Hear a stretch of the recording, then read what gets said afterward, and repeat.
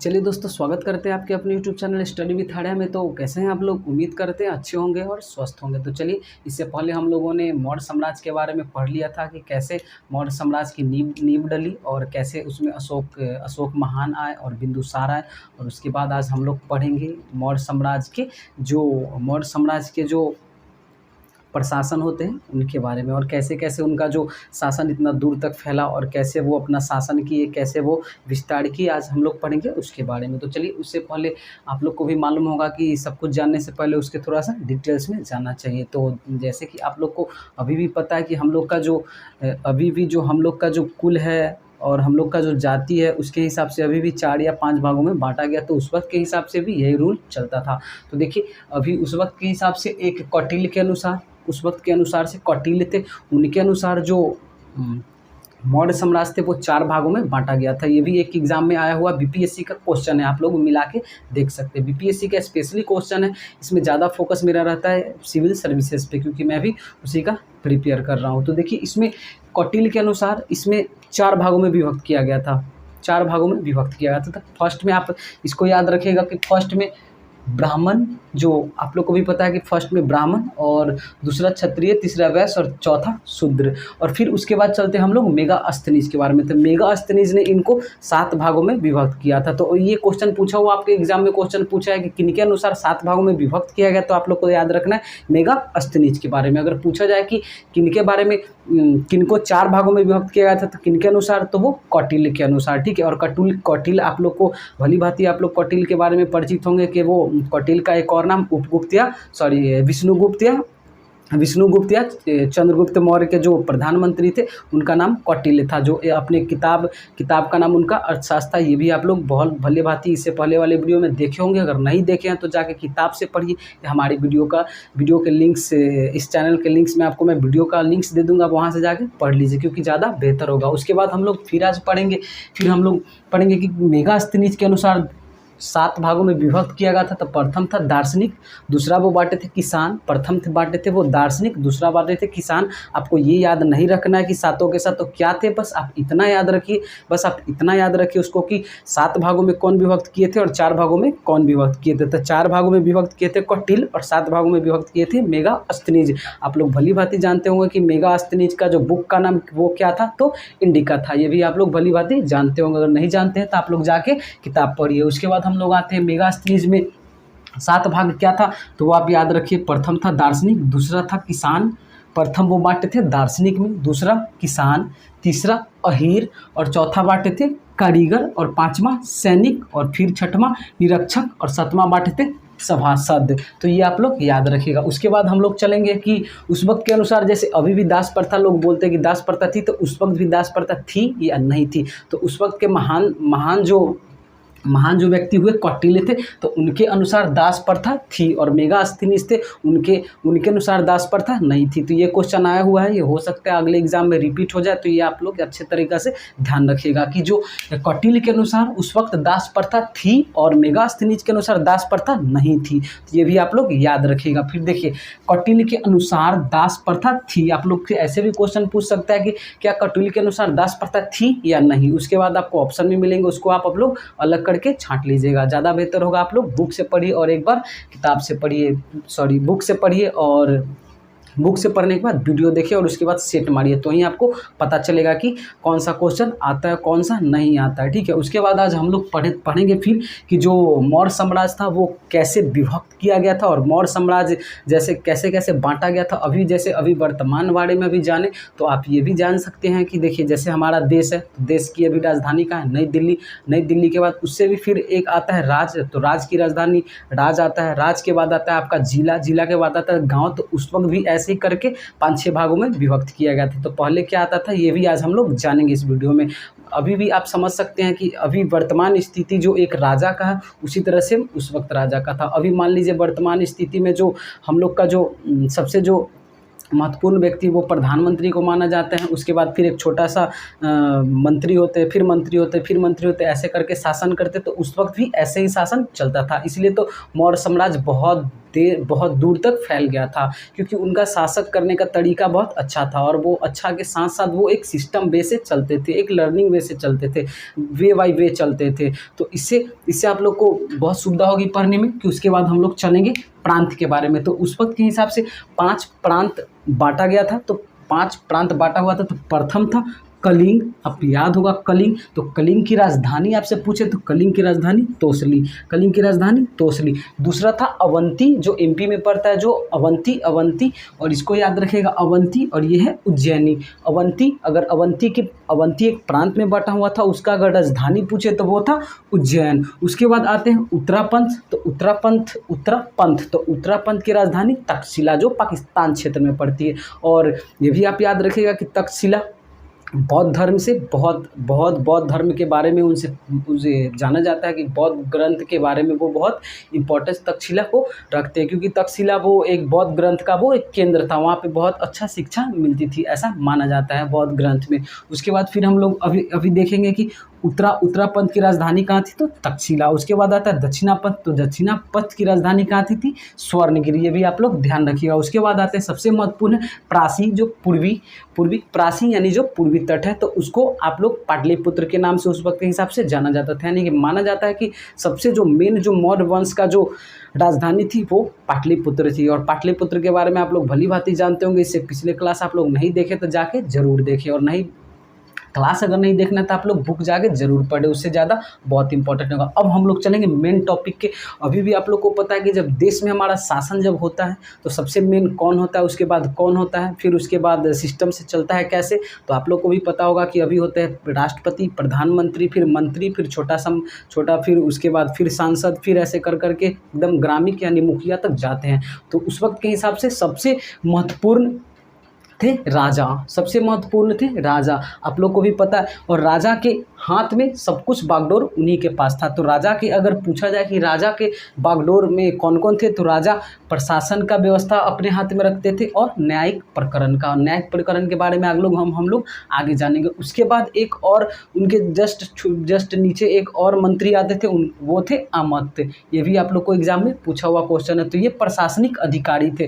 जैसे मैं आप लोग अभी कह सकते हैं कि सैनिक का अधिकारी होते, उसी तरह वो प्रशासनिक अधिकारी थे। और प्रशासनिक अधिकारी थे तो कैसे करके देश को चलाया जाए, कैसे करके सिस्टम में रहा जाता कि कोई दूसरे राजा या दूसरे उस वक्त के हिसाब से दूसरे वो लुटेरा जाके उनके राज में हमला ना कर दे, इसकी जानकारी ये लोग रखते थे। उसके बाद आता है सामहर्ता। उसके बाद आते हैं थर्ड नंबर में सामहर्ता। तो सामहर्ता जो थे वो उसका काम था राजस्व प्रधान। अभी भी पता है कि राजस्व अगर किसी नहीं मिले राजस्व तो हम लोग का देश डगमगा जाएगा, क्योंकि सबसे मेन जरिया है देश चलाने का राजस्व। तो उस वक्त के हिसाब से सामहर्ता बहुत इंपॉर्टेंट माने जाते हैं। और सामहर्ता का जो काम था वो था राजस्व का जो आय जो आता है उसको कलेक्ट करना और डिस्ट्रीब्यूट करना, ऐसा इसका काम था। फिर आते हैं हम लोग सीता अध्यक्ष में। तो सीता अध्यक्ष से ये अभी भी आप उस वक्त के हिसाब से कृषि बहुत महत्वपूर्ण केंद्र था, कृषि से सब कुछ चलता था। तो ये भी आप लोग ध्यान रखिएगा। और कृषि एक सीता अध्यक्ष या इनका काम था, कृषि विभाग के अध्यक्ष थे। तो ध्यान रखिएगा कि सीता भूमि के नाम से भी जाना जाता है, सीता भूमि। ये भी आप लोग ध्यान रखिएगा कि मौर्य साम्राज्य में सीता भूमि का क्या कार्य था। तो सीता अध्यक्ष का था, कृषि विभाग के वो अध्यक्ष थे। फिर एक थे पान्या अध्यक्ष वाणिज्य विभाग के अध्यक्ष थे। उसके बाद हम लोग फिर अभी पढ़ेंगे सैन्य विभाग। सबसे महत्वपूर्ण सबसे महत्वपूर्ण होता है सैन्य विभाग। अगर किसी राजा के अगर सैन्य ही शक्ति खराब हो जाए तो वो पूरा देश डगमगा जाएगा। अभी भी किसी देश का सैन्य शक्ति बहुत कमज़ोर है तो आप लोग देख रहे होंगे न्यूज़ में या ऐसे आप लोग पढ़ रहे होंगे कि वहाँ पे बराबर हमले हो जाते हैं और बराबर जाके वहाँ पे गोली बंदूक ऐसा करके निकल जाता है। तो वो सबसे महत्वपूर्ण होता है। तो उसके अभी हम लोग पढ़ेंगे सैन्य विभाग के बारे में। तो सैन्य विभाग के जो मेन जो हेड थे वो थे सेनापति, जिनको बोलते सेनापति थे। और सेनापति में कौन कौन थे ये हम लोग यहाँ देखेंगे। तो सेनापति में अगर आप लोग मान सकते हैं तो इनके पास सेना में थे पैदल थे, यानी जो एक स्थान से दूसरे स्थान तक चल के युद्ध करते थे। और दूसरे इनके खेमा में शामिल थे वो थे हाथी था। इसके खेमा में दूसरा था हाथी, जो हाथी पे चढ़ के युद्ध करते थे। फिर तीसरे में था घुड़सवार, जो घोड़े पे चढ़ के युद्ध करते थे। फिर चौथे में आ गया आपका रथ। और रथ पे चढ़ के युद्ध करते थे। तो ये आप लोग बहुत इंपॉर्टेंट है, आपको याद रखिएगा कि सैन्य विभाग में सेनापति और सेना में कौन कौन से आते थे। तो पहला आते थे पैदल, यानी कि जो एक स्थान से दूसरे स्थान तक चल के जाते थे। दूसरा में आते थे हाथी, जो हाथी पे चढ़ के लोग युद्ध करते थे और भाला मारते थे। आप लोग रामायण या महाभारत या कोई मूवी में भली भांति देखे होंगे। उसके बाद हम लोग आते हैं न्याय। सबसे इंपॉर्टेंट क्वेश्चन में आता है न्याय। आखिर उस वक्त के हिसाब से, जैसे अभी कोर्ट रहता है, अभी जैसे जज होता है, वकील होता है, उसी तरह उस वक्त के हिसाब से था न्याय। तो न्याय दो तरीका से उस वक्त मिलता था। एक था आपका दीवानी अदालत और दूसरा था फौजदारी। तो दीवानी अदालत क्या था वो अभी हम लोग जानेंगे। तो दीवानी अदालत वो था जिसमें कृषि के मामले में अगर कुछ प्रॉब्लम हो जाए या घर के मामले में कुछ प्रॉब्लम हो जाए तो वो दीवानी अदालत संभालता था। या किसी की हत्या कर दिया जाए या किसी को मार दिया जाए या किसी को बहुत ज़्यादा चोट पहुंचाया जाए तो उसको फौजदारी न्याय में ले जाके उसको न्याय दिलाया जाता था। उसके बाद आते सबसे मेन इंपॉर्टेंट है गुप्तचर। अभी भी हम लोग जानते होंगे कि अभी भी जो सब देश है उसका अपना अपना एक गुप्तचर विभाग होता है। जैसे में किसी का NIA है, किसी का PTP है, ऐसे करके आप लोग ध्यान रखिएगा। तो उस वक्त के हिसाब से गुप्तचर था। तो गुप्तचर में दो संस्था थी। अभी जैसे हम लोग का NIA है, नेशनल इंटेलिजेंस एजेंसी, तो उस वक्त के हिसाब से क्या था, दो गुप्तचर संस्था था। तो एक का नाम था संस्था, दूसरा का नाम था संचार। तो जो संस्था था वो क्या करती थी, वो एक स्थान पे रह के और खुफिया विभाग, जैसे मान सकते हैं अभी कि खुफिया विभाग का वो जानकारी अपने राजा को देती थी। और दूसरा था संचार, और दूसरा संचार का काम था कि वो एक स्थान से दूसरे स्थान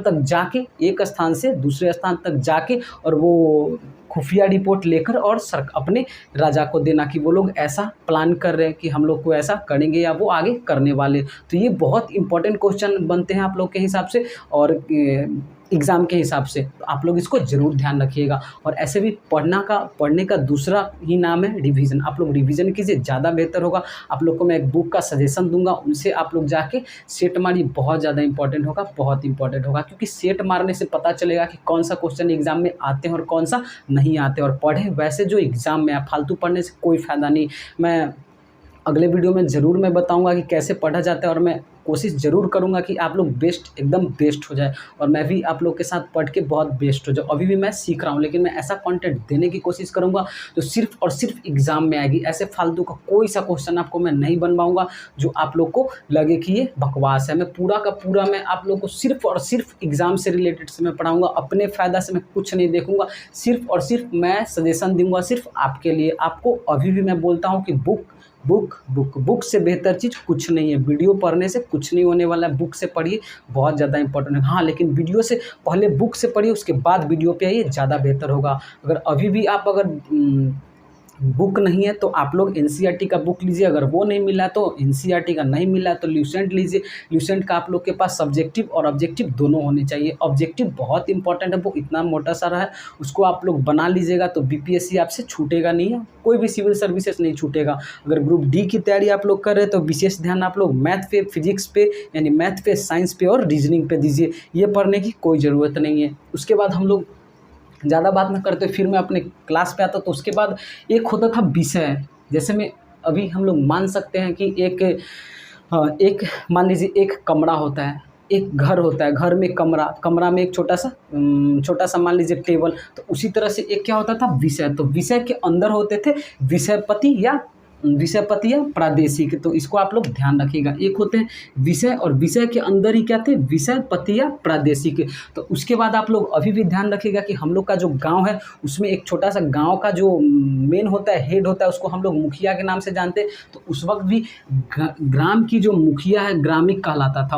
अभी के हिसाब हम लोग मुखिया बोलते, उस वक्त के हिसाब से ग्रामिक कहलाता था। उसके बाद हम लोग जानेंगे, अभी भी आप लोग को पता है कि एक पंचायत, एक जो 10 या 7 गांव मिलके एक पंचायत बनते थे और पंचायत का एक हेड होता है। उसी तरह से उस वक्त 10 गांव के प्रमुख को गोप कहते थे, यानी 10 गांव का जो हेड होता था उसको प्रमुख कहते थे। ये एग्जाम में आया हुआ क्वेश्चन है कि 10 गांव के प्रमुख को क्या कहते थे, तो गोप कहते थे। अगर आपको विश्वास नहीं तो आप लोग जाके सेट मार के देखिए, उसके बाद आप लोग पता चलेगा। उसके बाद हम लोग अभी जानेंगे कि मौर्य साम्राज्य का जो अर्थव्यवस्था था किस पे टिका हुआ था, क्योंकि अर्थव्यवस्था सबसे इम्पोर्टेंट रखता है। अगर किसी को घर चलाना है तो उसके हिसाब से अर्थव्यवस्था बहुत इंपॉर्टेंट रखते हैं कि कैसे ये चीज़ लाना है, कैसे ये करना है, कैसे वो करना है। तो इसमें हम लोग चले अभी जानेंगे अर्थव्यवस्था के बारे में। तो अभी जानिए अर्थव्यवस्था में सबसे जो महत्वपूर्ण उस वक्त के हिसाब से, अभी के हिसाब से मतलब इनका था, वो आधार क्या था, तो कृषि था। उस वक्त बहुत कृषि होती थी, क्योंकि इतना ज़्यादा डेवलप हो चुका कुछ था नहीं, तो कृषि पे सब लोग डिपेंड थे। और दूसरा आते हैं उद्योग में, तो वस्त्र उद्योग थे। एक और आप लोग याद रखिएगा कि नगर का जो प्रशासक था वो मेगास्थनीज के अनुसार 6 समिति में बटा हुआ था और 5 सदस्य में बटा, यानी कि 30 सदस्य मिलके एक मतलब गांव का रक्षा करते थे। ऐसा करके मेगास्थनीज बोलते। ये आपका बीपीएससी का क्वेश्चन आया हुआ क्वेश्चन, अगर बिलीव नहीं है तो आप लोग सेट उठा के जरूर देखें। मैं भी आप लोग को मैं एक बुक भी दिखा दूंगा जो ये एग्जाम में आया हुआ, इसलिए मैं इसको साइड में लिखा हूँ। ये आपका बीपीएससी में आया हुआ क्वेश्चन है कि किसके अनुसार ऐसा पूछा गया था कि कितना सदस्य और कै सदस्य का जो शासन किया जाता था। तो ये आप लोग जरूर ध्यान रखिएगा। जो भी एग्जाम में आता वही मैं लेकर आता हूँ, और मैं कंटेंट ऐसा नहीं कि मैं बेस्ट हूँ, मैं लाने की कोशिश करता हूँ जो सबसे बेस्ट हो। मैं बेस्ट नहीं हूँ, ये ऐसा मैं कभी नहीं बोलूँगा। मैं कंटेंट लाने की कोशिश करता हूँ, जो मेरा कंटेंट रहेगा वो सबसे अलग रहेगा। और ये भी बात है, मैं ऐसा कंटेंट लाऊंगा जो एग्ज़ाम में पूछेगा या एग्ज़ाम में आया हुआ है। बस मैं यही कोशिश करता हूँ। और मैं ज़्यादा लिखता भी नहीं हूँ बोर्ड पे, ताकि ज़्यादा पढ़ने से कोई फ़ायदा नहीं एग्ज़ाम, क्योंकि हम लोग को एग्ज़ाम क्रैक करना है। पढ़ने से क्या फ़ायदा अगर एग्ज़ाम ही क्रैक नहीं हुई। इसलिए हम लोग उतना ही पढ़ेंगे जो एग्ज़ाम में है और वो सिलेक्शन तक लेके जाए। देखिए उसके बाद हम लोग आएंगे कि अभी अर्थव्यवस्था के बारे में, तो सबसे महत्वपूर्ण था वो था कृषि था। उसके बाद हम लोग अभी पढ़ेंगे कि उद्योग, और एक उद्योग, तो उद्योग में वस्त्र उद्योग। और उसके बाद फिर जानिए कि 1/6 या 1/4 भाग राजस्व से हम लोग वो लेते थे, क्योंकि अभी भी टैक्स नहीं लेंगे तो हमारा देश चलेगा नहीं, अर्थव्यवस्था डगमगा जाएगी। तो उस वक्त के हिसाब से टैक्स लेना बहुत ज़रूरी था। एक बात और याद रखिएगा कि टैक्स चोरी करने पे मृत्यु दंड का प्रावधान था। बहुत सख्त कानून था। अगर टैक्स आप लोग अगर चोरी करते उस वक्त के हिसाब से, तो आपको मृत्यु दंड मिल जाती थी। इतना पढ़ने के बाद अगर औरत के बारे में मतलब कि क्या बोलते हैं, महिलाओं के स्त्री के बारे में भी माना जाता है कि उस वक्त स्त्री बहुत ज़्यादा डेवलप हो गए थे धीरे धीरे, मतलब वो लोग मतलब आगे निकल रहे थे। फिर भी उस वक्त के हिसाब से बहुत कुरीतियाँ थी, और बहुत सारा मतलब गंदे काम भी होते थे, जैसे कि अभी भी होते हैं, उस वक्त भी होते। तो उस वक्त वेश्यावृत्ति भी होती थी। और वेश्यावृत्ति के साथ साथ ये भी आया हुआ क्वेश्चन है कि वेश्यावृत्ति होती थी। तो देखिए आप लोग याद रखिए कि वेश्यावृत्ति करने वाली स्त्रियों को रूपाजीवी कहते थे उस वक्त के हिसाब से। और ये भी याद रखिएगा कि जब उस वक्त वेश्यावृत्ति करने वाले स्त्री को रूपाजीवी कहते। और ये भी याद रखिएगा कि उस वक्त मुद्रा का भी प्रचलन था, तो चलिए अभी हम लोग एक बार फिर से रिकैप करने की कोशिश करेंगे, क्योंकि पढ़ाई का दूसरा नाम है रिवीजन। तो आज अभी हम लोग पढ़े मौर्य साम्राज्य के प्रशासन के बारे में, कि कैसे वो शासन करते थे, कैसे वो अपने दूर तक फैला दिए, और कैसे वो अपना शासन को इतना दूर तक फैला कि वो उनका एक राजा एक वो प्रांत था वो एकदम कन्फर्म और एक मतलब ठोस बना, और जिससे दूसरे राजा उस पर ये नहीं कर पाए, मतलब हमला नहीं कर पाए। तो उनका क्या क्या था, और अगले वीडियो में हम लोग फिर पढ़ेंगे इनका जो कौन सा नीति था, और कौन इनका कितना शिलालेख हुआ, और किसमें क्या होता है। तो अभी हम लोग एक बार फिर से रिकैप करने की कोशिश करेंगे। तो आप ये ध्यान रखिए, कौटिल्य के अनुसार इनको 4 भागों में विभक्त किया गया था। प्रथम था ब्राह्मण, क्षत्रिय और वैश्य और शूद्र। और ये भी याद रखिए कि मेगास्थनीज ये आपका वेरी इंपॉर्टेंट क्वेश्चन है, क्योंकि एग्जाम में आया हुआ क्वेश्चन है, प्रीवियस ईयर क्वेश्चन है ये, कि मेगास्थनीज के अनुसार कितने भागों में विभक्त किया गया था। तो मेगास्थनीज के अनुसार 7 भागों में विभक्त किया गया था। ये भी आपका एग्जाम में पूछा हुआ क्वेश्चन है। उसके बाद हम लोग आते थे कौटिल्य के अनुसार दास प्रथा थी, और मेगास्थनीज के अनुसार दास प्रथा नहीं थी। ये भी आप लोग ध्यान रखिएगा। उसके बाद आते हैं प्रांत। तो प्रांत में 5 प्रांत में बांटा हुआ था। प्रथम था कलिंग, जो तोसली उसकी राजधानी थी। दूसरा था अवंती जो उसका राजधानी उज्जैनी थी। तीसरा था उत्तरापंथ, जो राजधानी तक्षशिला जी जो पाकिस्तान क्षेत्र में अभी पड़ती है। तीसरा था उत्तरापंथ जो तक्षशिला थी। चौथा था दक्षिणी पथ जो स्वर्णगिरी थी। और 5वां बहुत इंपॉर्टेंट था जो पाटलिपुत्र, अभी भी पाटलिपुत्र के नाम से पटना को जानती है, अभी आप लोग को ध्यान होगा। उसके बाद हम लोग पढ़े कि राजा सबसे ज़्यादा इंपॉर्टेंट कौन था, अभी भी सबसे ज़्यादा इंपॉर्टेंट कौन है, प्रधानमंत्री, राष्ट्रपति, उसके बाद कोई आते हैं। तो उस वक्त के हिसाब से सबसे ज़्यादा इम्पोर्टेंट थे राजा, और राजा के अंदर में प्रशासनिक पूरा व्यवस्था रहती थी। राजा से बिना पूछे कुछ नहीं होता था। उसके बाद फिर आज हम लोग पढ़े अमात्य के बारे में। तो अमात्य थे वो प्रशासनिक अधिकारी थे, जो प्रशासन का जो हेड माना जाता था, जो मुखिया माने जाते थे, वो थे अमात्य थे। तो ये भी आप लोग से क्वेश्चन पूछ सकता है कि प्रशासनिक का अधिकारी जो थे उसका जो हेड कौन था, तो अमात्य थे। ये भी आप लोग ध्यान रखिएगा। उसके बाद थे समहर्ता, जो राजस्व प्रधान का हेड हुआ करते थे, जो टैक्स जो असूलते थे उनको समहर्ता बोलते थे। फिर थे सीता अध्यक्ष। तो सीता अध्यक्ष के बारे में आप याद रखिएगा कि कृषि विभाग का जो अध्यक्ष होता है, जैसे में अभी हम लोग कह सकते हैं कि क्या बोलते हैं उसको, चलिए अभी इतना ध्यान रखिए। सीता अध्यक्ष यानी कृषि विभाग के अध्यक्ष थे। उसके बाद आते हैं पन्या अध्यक्ष यानी वाणिज्य विभाग के अध्यक्ष थे। उसके बाद हम लोग पढ़े फिर अभी कि सेना विभाग का जो मेन था वो थे सेनापति। ये भी बहुत इंपॉर्टेंट क्वेश्चन। अगर सेना बहुत मजबूत नहीं हो तो देश का हालत बहुत ख़राब हो जाता है। उसके बाद हम लोग जाने कि उसमें कौन कौन सा सेना थे और क्या क्या वो कैसे युद्ध करते थे। तो पहला थे पैदल, जो एक स्थान से दूसरे स्थान तक जाके युद्ध करते थे। दूसरा थे हाथी पे, और तीसरा घुड़सवार और रथ थे। उसके बाद एक आते हैं न्याय पे। जैसे उस वक्त के अभी भी न्याय है, तो उस वक्त के हिसाब से न्याय था, तो उस वक्त दो हिसाब से चलता था, एक था दीवानी अदालत और दूसरा फौजदारी अदालत। अगर कोई व्यक्ति अगर कृषि के मामले में किसी से धोखाधड़ी करता था तो उसे दीवानी अदालत में उनको न्याय मिलता था। और कोई किसी को ज़्यादा चोट पहुंचाता था, किसी की हत्या या किसी को बहुत ज़्यादा चोट पहुंचाता था, उसको फौजदारी में लेके जाते थे। फिर आते हैं गुप्तचर। तो गुप्तचर के बारे में आप लोग हमेशा ध्यान रखिएगा कि जिसका गुप्तचर बहुत मजबूत होता है उसको पता चल जाता है कि सामने वाला मेरे लिए क्या षड्यंत्र रच रहा है। तो गुप्तचर के बारे में याद रखिएगा कि गुप्तचर को दो भागों में बांटा गया था, एक था संस्था और दूसरा था संचार। तो संस्था का काम था कि वो एक ही स्थान पे रह के और दूसरे जगह का गुप्त सूचना वो अपने राजा को देते थे, और संचार का काम था कि एक स्थान से उस वक्त कुछ फ़ोन उस वक्त कुछ था नहीं, आप लोग को इधर से उधर जाके कुछ पता करना होता था, चल के बहुत बहुत दूर।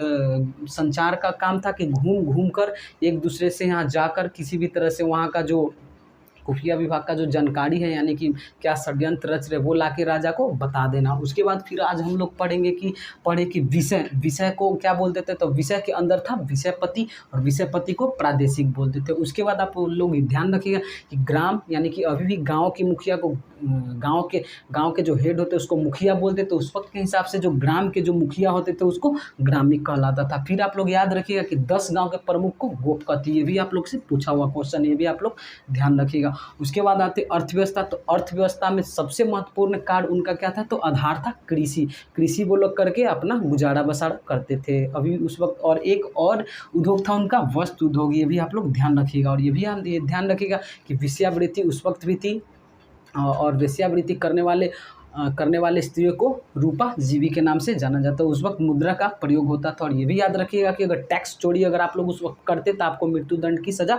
हो सकती थी। तो आज हम लोग पढ़े हैं मौर्य साम्राज्य के प्रशासन के बारे में कि कैसे वो शासन करते थे और कैसे वो अपना विस्तार किए, और कैसे वो मतलब कैसे होता नहीं कि एक घर चलाना, तो कैसे घर चलाए ताकि सब कुछ अच्छा से चले। तो ये आज हम लोग पढ़े हैं। तो चलिए, कैसा लगा मेरा क्लास आप लोग ज़रूर बताएगा। तो इसी के साथ मैं अपने क्लास को मैं समाप्त करता हूँ। फिर अगली वीडियो में हम लोग पढ़ेंगे इसका जो आगे आने वाले वीडियो में हमें एक वीडियो और आएगी छोटा सा। इसके बाद मौर्य साम्राज्य खत्म हो जाएगा। उसके बाद हम लोग पढ़ेंगे पुष्यमित्र के बारे में। तो चलिए, अपना ध्यान रखिए, और ईश्वर से कामना करूँगा कि जल्दी से आप लोग की सिलेक्शन हो और साथ में सबका हो और लोग खुशहाल रहे। तो जय हिंद, वंदे मातरम।